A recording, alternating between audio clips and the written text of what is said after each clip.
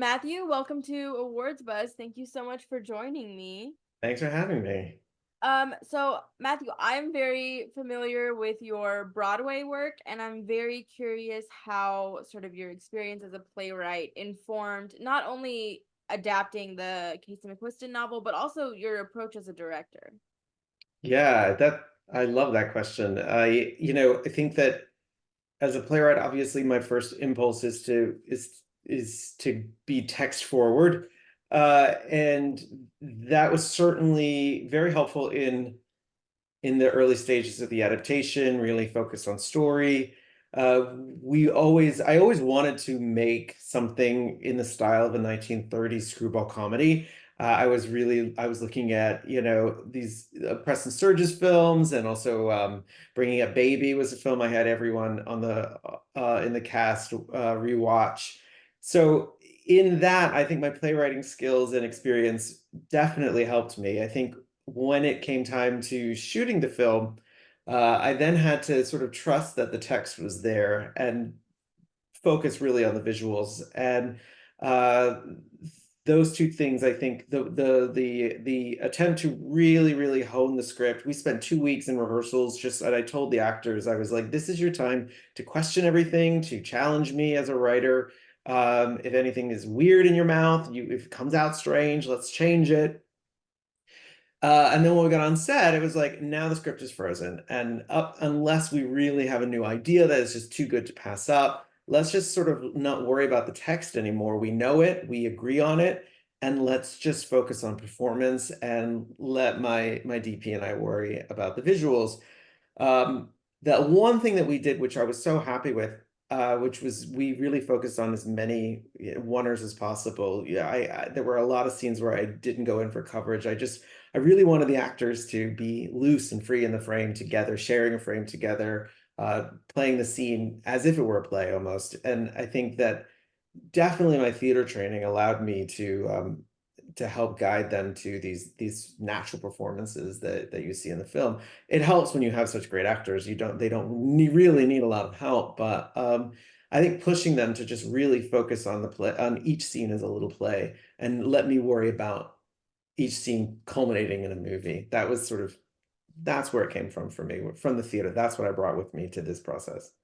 And I have to be honest, I actually didn't know that Red, White, and Royal Blue was sort of your film debut. And I say that because it comes across as very confident, and just hearing you speak, I feel like you really knew what you wanted.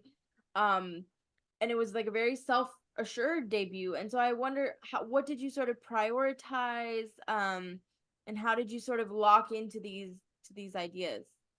First of all, thank you. Yeah, I think by the time I got around to filming, uh, in when we got into principal photography, I had spent well over a year of my life working on this film, right? I first started writing the script, and then in pre-production, casting, every decision that was made just brought me closer and closer to the inevitable day when I would film it. And so, you know, I went to film school in a way in preparing for this film. And when I got on set, I remember my Stephen Goldblatt, my director of photography, legendary Stephen Goldblatt. You know, he said something to me on the first day of filming, which is, don't forget, you're not an inexperienced storyteller. You are merely an unpracticed filmmaker. And by the end of the first week, you'll no longer be an unpracticed filmmaker. And so everything that probably filled me with anxiety, um, had everything to do with technical questions about filmmaking. And I had Steven there. I had a great camera crew. I had a great crew, period. And so I also had producers who really were supporting me, and quite frankly, actors who had all made more films than I had. So it I think what you see on the screen that I'm really grateful that comes across as sort of ease and confidence really was just, a question of preparation and a lot of support, a lot of support. Mhm. Well, I think, and something else that really has stuck with me when I think about the film is the warmth and the empathy. And so, I wanted to ask you about that. How did you sort of make these characters feel so real? I know that sounds so, I don't know, simple, but it's not, right? No, I mean, look, I will answer your supposedly simple question with like a supposedly self-serving answer, which is like that's just who I am as a writer. You know, that's just how that's the world I operate. My plays, I think if I'm known for anything as a playwright, it's just having enormous empathy for my characters, and then that in turn just sort of creates enormous opportunities for the actors to have empathy for their characters, which then in turn creates empathy on the part of the audience.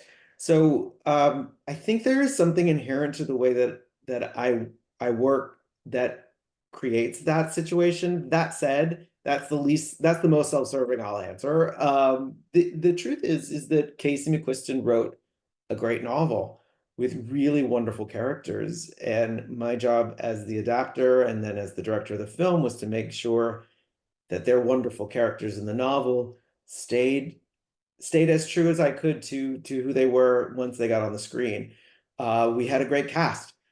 We had a great cast, not only in terms of great actors who were so, appropriate for their roles.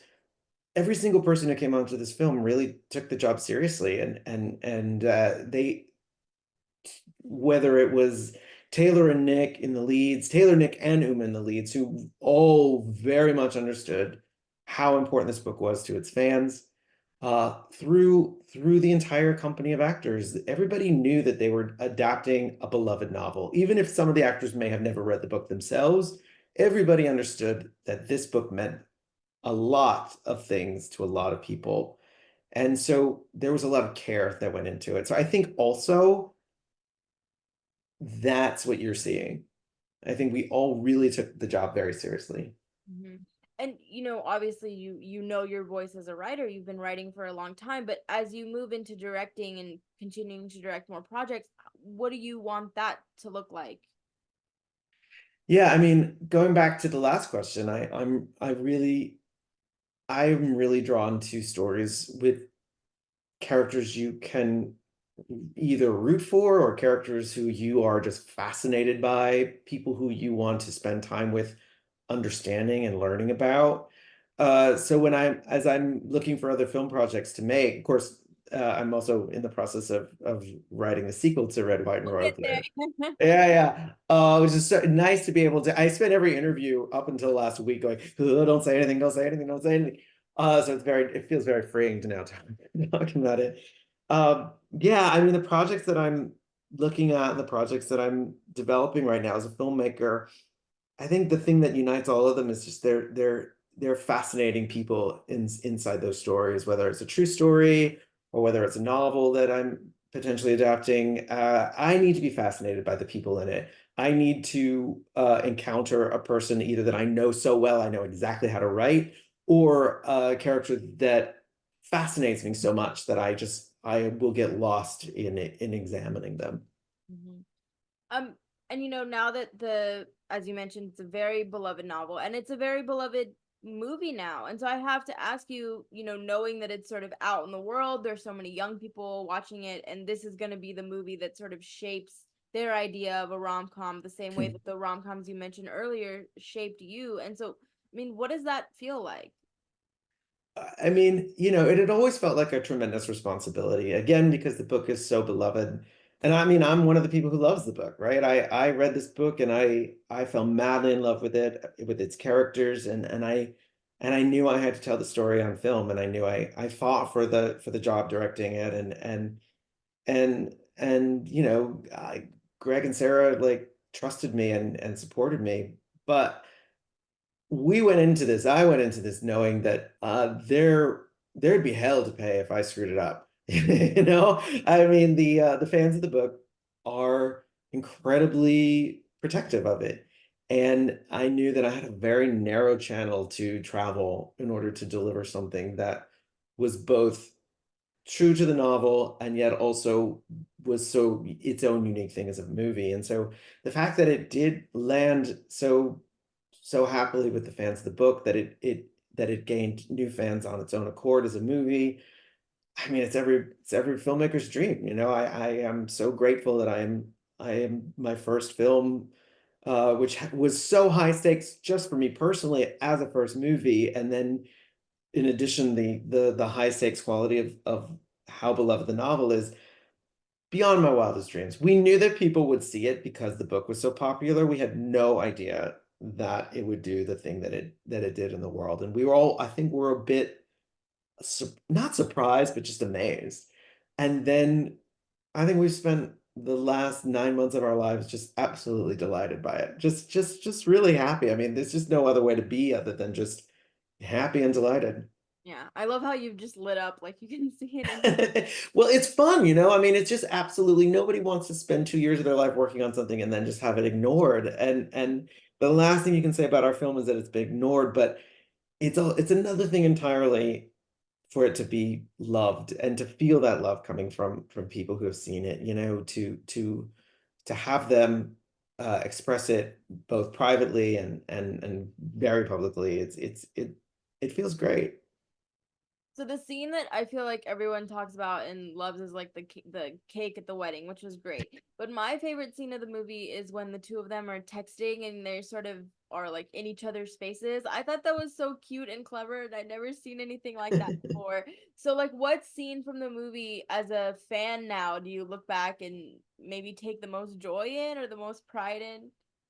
I do. That scene that you're talking about, that was so much fun because I really wanted to come up with a new way of delivering that rom-com meet sort of that period of rom-com where they're in a courtship basically, and you know, how do you deal with the problem of too much text messaging on screen? So I wanted it to be alive and I wanted it to be somewhat kinetic, and then I think maybe because in theater, you just, you know, if they're not in the same room where they're talking together, you just put them on stage together and you understand that. So I was like, well, if they buy it on stage, maybe they'll buy it in film. And so the decision to put them in Alex's bedroom, even though we understand they're not actually in the same room together, I'm really glad that ended up working the way that it did. But there are three scenes in the movie that I'm so proud of just because of the actors' work in them, and you know, I was particularly happy with the way my writing just sort of turned into,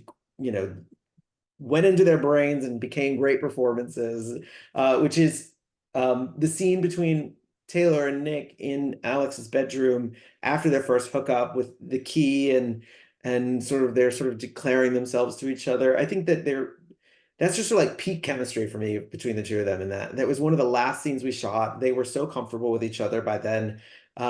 They knew each other's rhythm so well, and it comes across, I think. And that's a crucial scene for them to have such great chemistry. And the scene between Taylor and Uma in the Oval after he comes out to her, sitting on the sofa.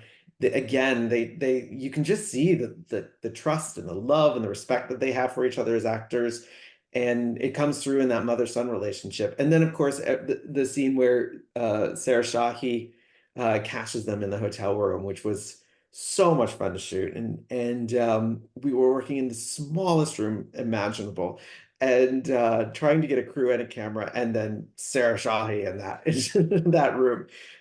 Those are the three, and it's because it's just like everything sort of converged perfectly to make those scenes what they are.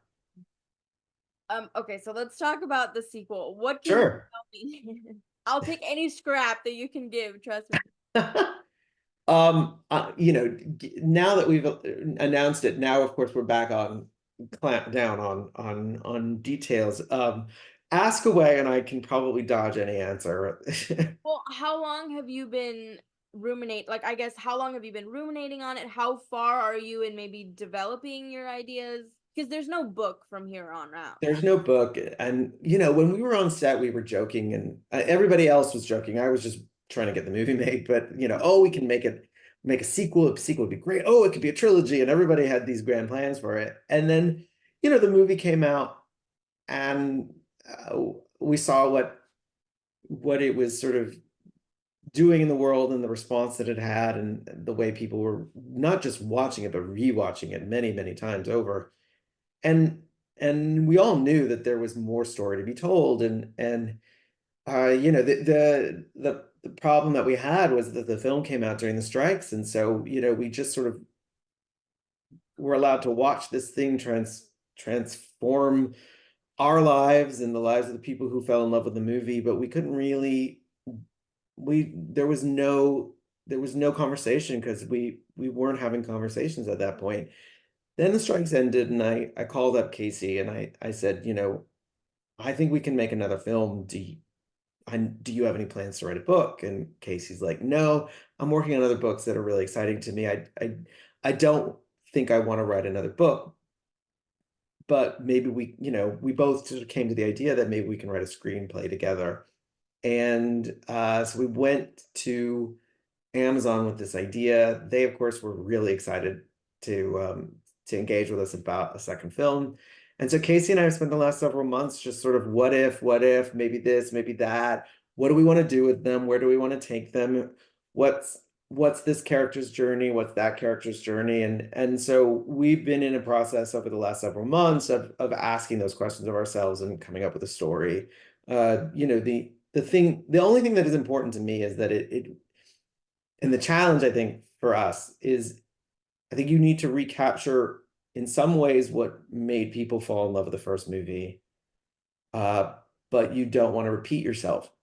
Mm. So how do you, and I don't think that in a sequel, if you don't advance their characters, if you don't get them sort of to the next stage of their lives, if there's not challenges that are sort of late 20s, you know, problems for a character, then you're sort of like not really servicing the needs of the characters and probably not delivering a good movie. So we're having a lot of conversations about what does it mean to be in a relationship for a little while and be in your late 20s and have career questions come up, have family questions come up. So we're dancing around those questions and as we are putting a story together. Matthew, I so appreciate your time and how open you've been. As I let you go, is there anything that I didn't ask you about, or just final thoughts, things you want to cover? No, I thought this was, you know, yeah, I loved our conversation. I thought it was you asked the questions that have always been on our mind. So thank you. Well, I'm really excited to see what the happily ever after looks like in the sequel, and I hope we can touch base in the future. And thank you so much. Thank you.